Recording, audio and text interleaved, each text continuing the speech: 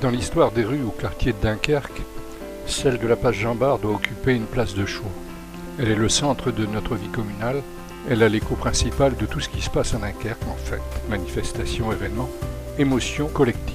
Tout commence ou tout s'achève là. C'est là que vibra le plus intensément l'âme dunkerquoise,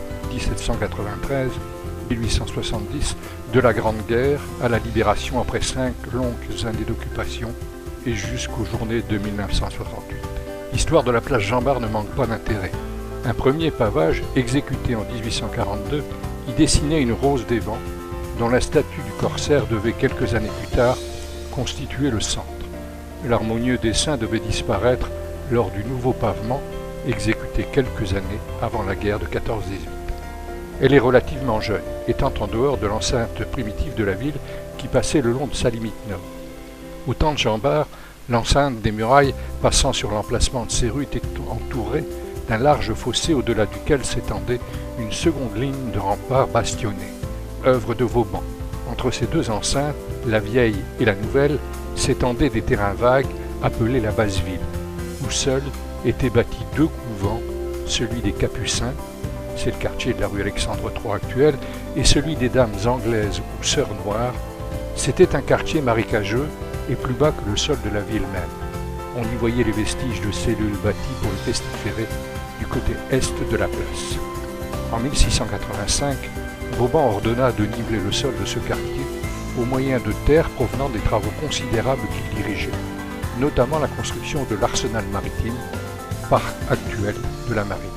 Quelques maisons s'y bâtirent, notamment un cabaret superbe à l'enseigne des 3 clés, sur l'emplacement approximatif du magasin majuscule. C'est là que s'arrêtaient les voyageurs arrivant à Dunkerque en provenance de Lille. Entre-temps, ce qui devait constituer la place s'était peu à peu garni de maisons de bois et de briques.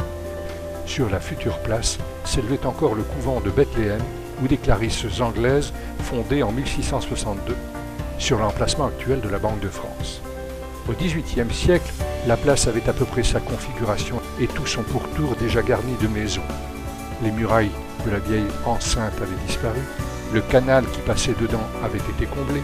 Il y avait sur la place, alors dénommée place Royale, 2 auberges, un marchand de tabac étranger, un apothicaire et de nombreuses maisons de bourgeois.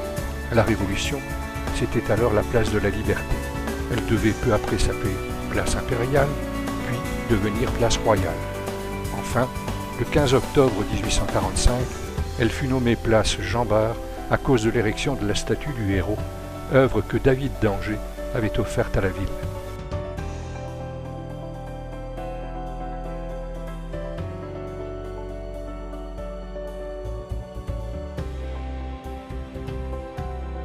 Les bombardements allemands rasèrent quasi totalement le centre de Dunkerque en mai-juin 1940.